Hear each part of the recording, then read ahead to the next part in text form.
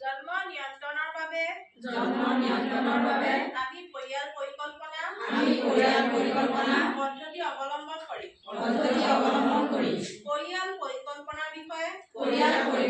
বিষয়ে আনকো উৎসাহিত কৰি লৰাই হওক বা ছোৱালীয়ে হওক জন্মৰ সময়ত একেধৰণৰ আনন্দ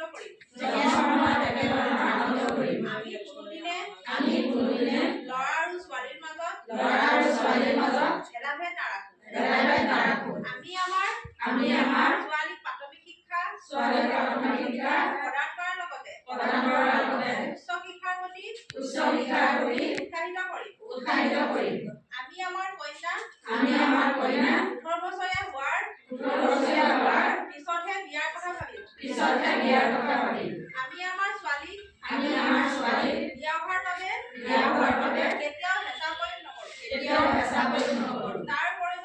তাৰ পৰিৱৰ্তে অৰ্থনৈতিক স্বাধীনতা স্বাৱলম্বিতাৰ অৰ্জনকে উৎসাহিত কৰিম। আমি আমাৰ স্বাস্থ্য পুষ্টিহীনতা আৰু পৰিষ্কাৰ পৰিচ্ছন্নতাৰ ওপৰত যত্ন ল'ম। আমাৰ ওপৰত হোৱা যিকোনো হিংসাত্মক ঘটনা আমি সহ্য নকৰোঁ। মহিলাৰ ওপৰত হোৱা হিংসাত্মক ঘটনাৰ বিৰুদ্ধে আমি সংঘবদ্ধভাৱে যুঁজ দিম। আমি মহিলা সমাজৰ সৰ্বাংগীন উন্নতি আৰু সবলীকৰণৰ হকে কাম কৰিম বুলি সংকল্প ল'লো।